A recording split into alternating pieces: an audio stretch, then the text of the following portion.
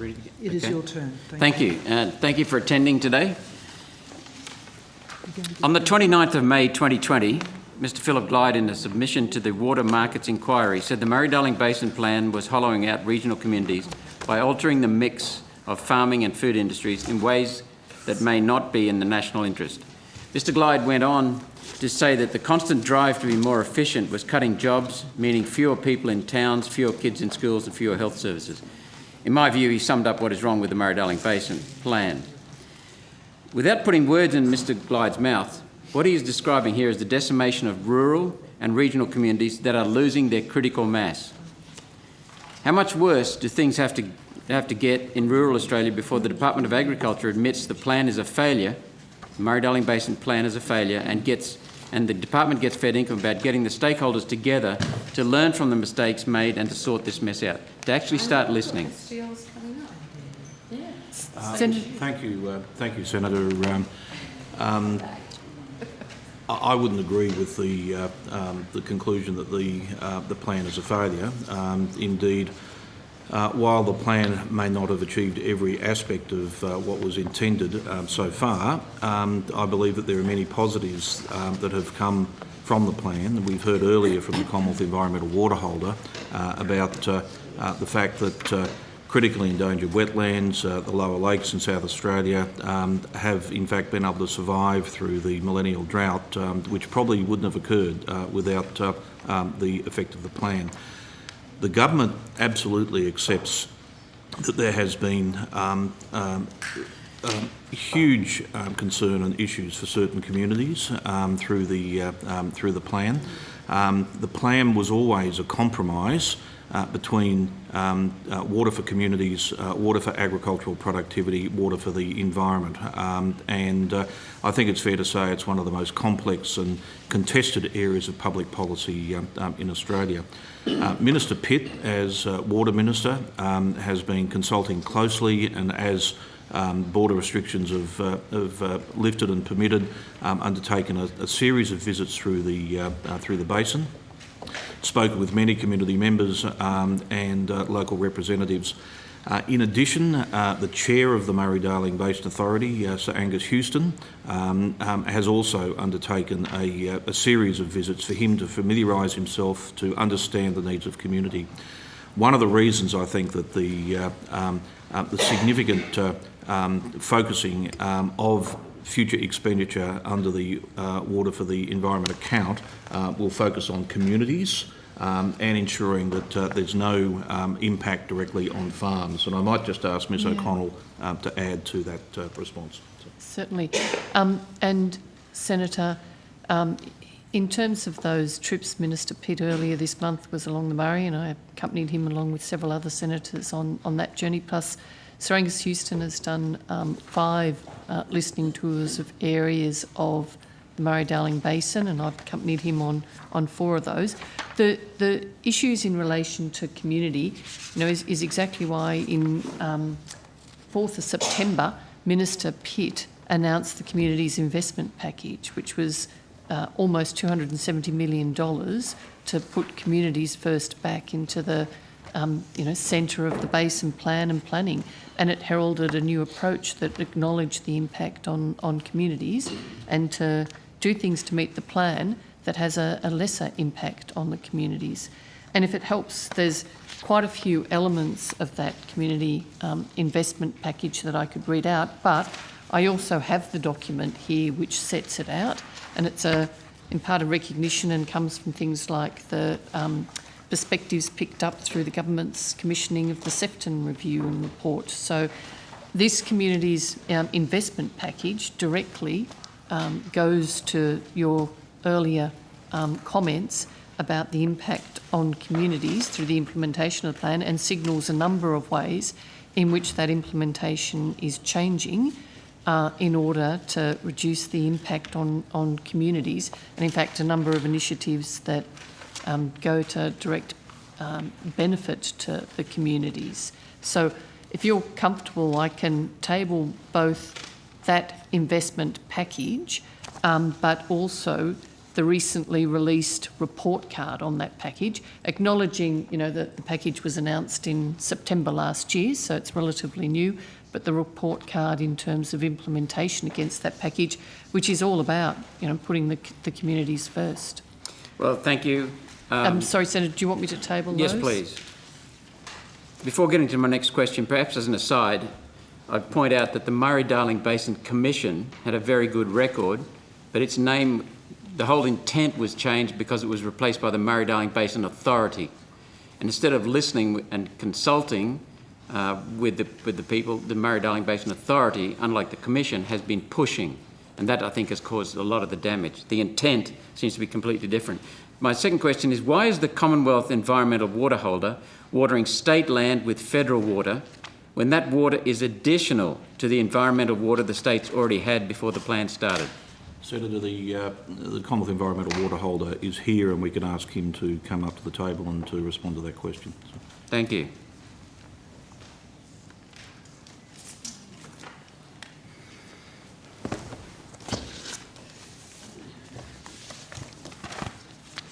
Thanks, Senator. The Murray-Darling Basin Plan has recovered water right across the basin, and that water that's been recovered across all the states and territories is held as a portfolio of water by the Commonwealth environmental water holder. That water then is applied across the whole basin on a needs basis.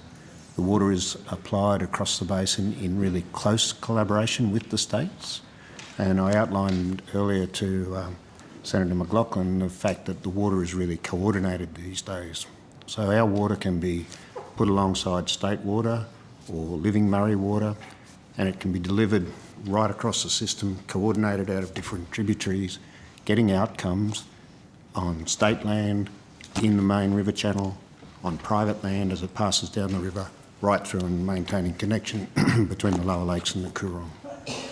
So you're basically saying that you help out the states. So why are we adding Commonwealth water to areas that are already watered by states? I think the fundamental premise of the plan is that before this water was recovered, there clearly wasn't enough water to maintain the system in a healthy state. So this water that's been recovered is against a baseline of water that was already available in the state system. So let's ask then, how much environmental water is actually available to state and federal environmental agencies, because it's a lot more than the official 2100 gigs? That's correct, Senator. I don't know the number off the top of my head. But could we have that number, please? Yes, we can get that number. Thank you. Why isn't the area known as the Southeast in South Australia included in the Basin Plan when the area naturally flows into the Coorong and Lower Lakes and from there into the Murray Mouth? It's part of the basin. Isn't the Murray-Darling Basin supposed to include the whole basin? So I guess the definition of the Basin Plan and how that footprint was identified is a matter for others here. But with regard to the southeast flows, I've visited the site down there, and there's been significant investment in re-establishing connection from that southeast part of South Australia. The natural connection that used to exist. And there's major infrastructure work down there that's collecting water in tens of kilometres. I think it's up to about 70 kilometres already. I've seen it. Yeah. Yep.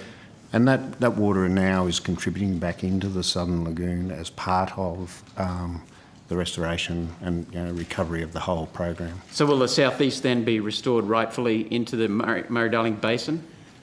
Well, in a geographical or administrative sense, I guess that's a matter for I don't know, maybe Basin Plan 2 or some other thing. To maintain or to restore integrity of the plan and the basin, that would have to be the case, because it is part of the basin. Senator Roberts, I'm to make that your last question, please. Chair, we might, it may assist if Mr Reynolds comes back to the table, and we might, sorry, I was just going to suggest that the Chews stay here, but because there's engineering issues, perhaps Ms O'Connell might just move, and so that we can have both the MDBA and the Chews sort of talking about these issues. So.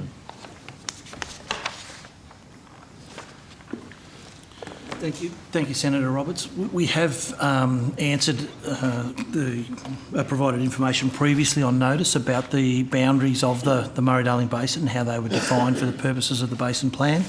We have to get advice on exactly when that was done, but we have provided that to this committee previously.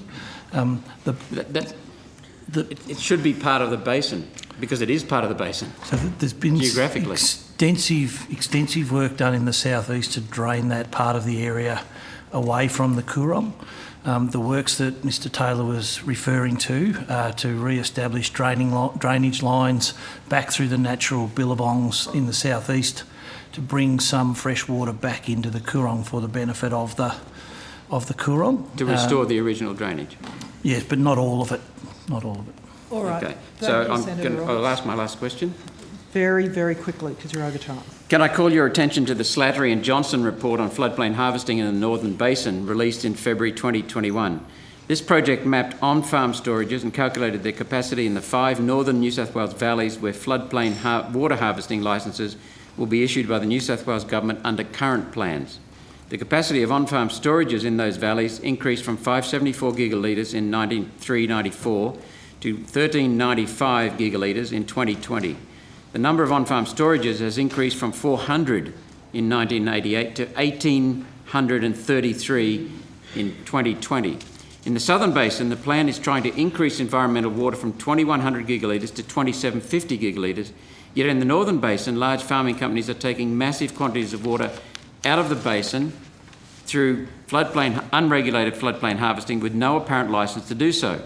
What are you doing about unregulated New South Wales floodplain harvesting in the Northern Basin? And according to my constituents in Queensland and the Southern Basin, they're asking, why should Queensland farmers and farmers in the Southern Basin give back one more drop of water while the New South Wales National Party seems to be running a protection racket for their mates in the Northern Basin? I asked the question of the... I think that's what he's actually saying. Queensland, that's, my God, double whammy. Senator Still, please. Well, it sounds like the One Nation Don't do deal that. with the Radio. CFMEU also extends to the Was that broader a Labor question? Party. Senator Roberts, you finished with that? Yeah, that's my question. That was a question. It was quite lengthy. Just Mark Lake. Radio, and who's Senator answering? Sterle There is a as witness. well. Please stop. That was a phone call. Please stop. There is a witness. Chair, there is a witness who can assist. Terrific. Thank without you. necessarily accepting all the aspects of the question, but Mr Blacker. So. Thank you, Secretary, and thank you, Senator, for the question. Daniel Blacker, General Manager of the Office of Compliance from the MDBA. I might start, because there's quite a few elements in that question, with the Slattery report, so recognise some of the numbers that have been quoted. I'm familiar with the report. I'd just draw your attention to a number of responses to questions on notice in the New South Wales Parliament in April last year. And the New South Wales Department of Planning, Industry and Environment at that time provided those numbers in full to the New South Wales Parliament. So they're a matter of public record. In relation to growth in works in New South Wales in particular, and I'll come to the point on Queensland in a moment, there's been extensive work done in New South Wales over particularly the last handful of years. There was, I think, last year 3 floodplain management plans put in place in New South Wales for 3 of those northern New South Wales valleys, and the other 3 had been done previous to that within, I think, a 2 to 3 year period. Those planning instruments provide a science and evidence-based planning framework for the approval of floodworks in New South Wales. So that's administered by Water New South Wales. That's quite a significant improvement in the planning framework around water and particularly floodwork approvals within New South Wales. There are a number of floodworks that relate to floodplain harvesting, but that's not necessarily all of the floodworks that occur in the landscape. They're somewhat overlapping, but potentially 2 different sets of floodworks. So it's important to note those that are approved and those that are unapproved. So there's a number of approved floodworks, and those have been through the appropriate planning processes, and those have approvals. In relation to unapproved floodworks, I can inform the committee that the New South Wales Natural Resources Access Regulator are currently working to identify and prioritise existing floodworks in the Northern Basin that may need to be investigated. If NRA finds infrastructure that is not compliant and cannot be authorised, it may require those works to be decommissioned. NRA is obviously the independent regulator for on-ground works within New South Wales and the frontline regulatory agency in this regard. And in this year, in 2021, NRA has scheduled audits of the Guida, the Barwon and the Murrumbidgee, and these audits will review floodworks that could adversely impact the flow of water within those valleys. NRA will also assess unlicensed floodworks in the areas of high environmental significance and is also preparing an annual audit plan for floodplain harvesting for implementation from July 2021, in line with the licensing and measurement requirements that are currently part of the New South Wales Healthy Floodplains reforms. In relation to Queensland, Queensland also have overland flow arrangements, and they're in the process of continuing their reform process. Slightly different arrangements in Queensland. They had a moratorium on works, and new flood works, I think, was put in place in the early 2000s. So that's been in place for quite some time. Volumetric licensing in the Lower Ballon was completed some time ago in Queensland. They've got it in hand. Sorry? They appear to have it in hand. They're on a similar trajectory. They're also going through licensing other areas of Queensland within the basin footprint. So those arrangements are due to be completed by the end of 2022. So they're going through similar processes for licensing. Some areas where the growth in use of overland flow is controlled at the moment by that moratorium on ground works, but that's being converted to a volumetric licence. So yeah, reform happening in both jurisdictions, and that'll continue for the next period of time in both jurisdictions up until the end of 2022. Thank you. Okay. Thank you, Chair. Terrific.